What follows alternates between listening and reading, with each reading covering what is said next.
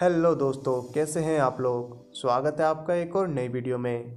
आज मैं आपको 10 ऐसे सुपर हीरोज़ के बारे में बताऊंगा जिनके पास कोई भी सुपर पावर नहीं है और ना ही वो किसी गॉड्स के बेटे हैं और ना ही उन्हें कोई सिरप दिया गया है और ना ही वो एलियन हैं और ना ही वो किसी के एक्सपेरिमेंट या स्पाइडर के काटने से उन्हें सुपर पावर मिली। वो सिर्फ नॉर्मल ह्यूमन हैं, मेरी और आपकी तरह। पर वो सुपर हीरोज़ बने अपने इंटेलिजेंट दिमाग की बदौलत और कुछ अपनी फाइटिंग स्किल की बदौलत, या फिर अपने अंदर के डर को हराकर वह सुपर हीरोज़ बने।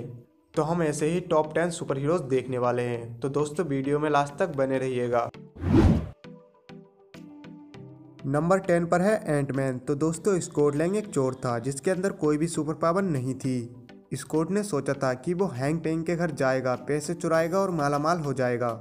मगर हैंक पेंग को ये सब पहले से ही पता था और वो स्कॉट का टेस्ट ले रहे थे। और जब हैंक का बनाया सूट स्कॉट को मिला और वो सूट उसने पहना, फिर उसे पता चला कि वो इस सूट की मदद से अपने साइज को घटा या बढ़ा सकता है और अगर वो चाहे तो किसी वस्तु को भी छोटा या बड़ा बना सकता है। नंबर 9 पर है ओकोए। ओकोए एक बकांडावासी है जिसके पास कोई भी सुपर पावर नहीं है, वो एक नॉर्मल ह्यूमन है। ओकोए बकांडावासी है, इसीलिए उसका फाइट करने का तरीका काफ़ी अलग है क्योंकि वह बकांडा फाइटिंग स्टाइल से स्किल्ड है और बकांडा पर जो भी राज करेगा ओकोए हमेशा उसके साथ खड़ी रहेगी।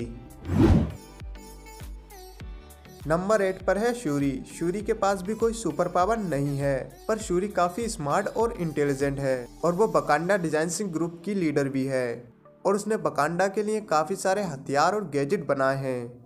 यहाँ तक कि ब्लैक पैंथर का सूट भी शूरी ने ही बनाया था। नंबर 7 पर है ब्लैक विडो। ब्लैक विडो भी एक नॉर्मल ह्यूमन है, पर इसकी ट्रेनिंग रसिया में रेड रूम नेम की एकेडमी में हुई थी जहाँ पर बहुत खतरनाक ट्रेनिंग होती थी। 20 लड़कियों में से सिर्फ एक ही लड़की बच पाती थी और वह बन जाती थी ब्लैक विडो। इसीलिए ब्लैक विडो वेपन्स को चलाने में मास्टर है और वो फाइट करने में भी काफ़ी स्किल्ड है। पर बाद में होकाई की मदद से इसे अवेंजर्स में जगह मिली और ब्लैक विडो के लिए अवेंजर्स के साथ मिलकर काम करना कोई मजाक बात नहीं है। नंबर 6 पर है होकाई यानी क्लिंट बार्टन। क्लिंट बार्टन के पिता एक शराबी थे जो नशे में क्लिंट और उसके भाई को मारा करते थे, पर एक एक्सीडेंट में इसके माता पिता की मौत हो जाती है। इसके बाद क्लिंट सर्कस में काम करता है और वहीं पर तीर धनुष और तलवार चलाना सीखता है। क्लिंट के पास कोई भी सुपर पावर नहीं थी, मगर फिर भी उसने अवेंजर्स के साथ मिलकर काम किया और अपने तीर धनुष के साथ विलन्स को काफ़ी अच्छी टक्कर दी।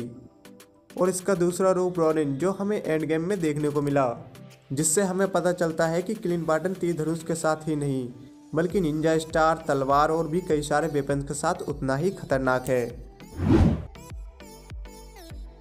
नंबर 5 पर है कैट बिशप। कैट बिशप के पास भी कोई सुपर पावर नहीं है, वह भी एक नॉर्मल ह्यूमन है, मगर एक लड़ाई के दौरान उसने अवेंजर्स को फाइट करते देखा कि और अवेंजर्स के पास सुपर पावर्स हैं पर होकाई के पास नहीं, और वो होकाई से इंस्पायर हो गई।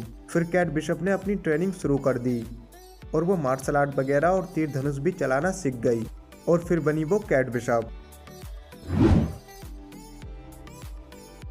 नंबर 4 पर है वॉर मशीन यानी जेम्स रोड।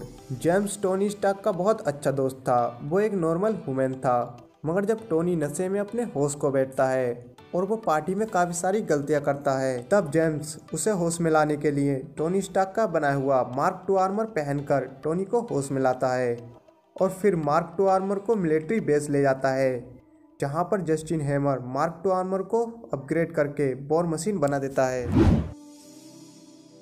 नंबर 3 पर है फैल्कन यानी सैम विल्सन। सैम विल्सन के पास भी कोई सुपर पावर नहीं है, मगर फिर भी वो अपने सूट और गैजेट की मदद से बहुत से विलेन को टक्कर देता है। सैम विल्सन को मिलिट्री से मार्शल आर्ट वगैरह की भी ट्रेनिंग मिली है, पर जैसा हम लोगों ने देखा कि विंटर सोल्जर में फैल्कन कैप्टन अमेरिका बन चुका है और उसके पास वकांडियंस का बनाया हुआ वाइब्रेनियम का सूट है, जिसकी मदद से फैल्कन सुपर सोल्जर को भी टक्कर दे रहा था। नंबर 2 पर है आयरन मैन यानी टोनी स्टार्क। टोनी स्टार्क के पास भी कोई सुपर पावर नहीं है, पर उसका दिमाग ही उसकी सुपर पावर है। टोनी स्टार्क की तरह इंटेलिजेंट पूरे एमसीयू में कोई भी नहीं। टोनी स्टार्क की खुद की एक कंपनी थी, स्टार्क इंडस्ट्री, जहां पर वो अपने देश के लिए नए हथियार बनाता था, जिससे पता चलता है कि टोनी स्टार्क के पास पैसों की कमी नहीं थी। टोनी स्टार्क चाहता तो अपनी लाइफ ऐशो आराम से काट सकता था, मगर उसने ऐसा नहीं किया। उसने सुपर हीरो बनना पसंद किया और सुपर हीरो बनने के बाद टोनी ने अपने देश और दुनिया को कई बार मुसीबत से बचाया भी है। नंबर 1 पर है बैटमैन यानी ब्रूस वेन। ब्रूस वेन जब एक छोटा बच्चा था तब वो बैट से बहुत ज्यादा डर जाता है और बचपन में ही इसके मॉम और डैड को एक चोर मार देता है। फिर ब्रूस वेन एक लीग ऑफ शैडो नाम की संस्था में शामिल हो जाता है जहाँ पर उसे कुंफू, मार्शल आर्ट वगैरह सिखाते हैं और चौकन्ना रहना और गायब होना भी। और फिर ब्रूस वेन अपने डर को ही अपनी ताकत बना लेता है और बैटमैन बन जाता है। बैटमैन बनने के बाद गौथम शहर से क्राइम को खत्म करने लगता है और गौथम शहर को एक रखवाला मिलता है यानी बैटमैन। तो दोस्तों आज की इस वाली वीडियो में बस इतना ही। वीडियो अच्छी लगी हो तो लाइक कर देना और अगर आप ऐसी वीडियो देखना पसंद करते हैं तो चैनल को भी सब्सक्राइब कर देना। फिर मिलेंगे एक और नई वीडियो के साथ, तब तक के लिए बाय।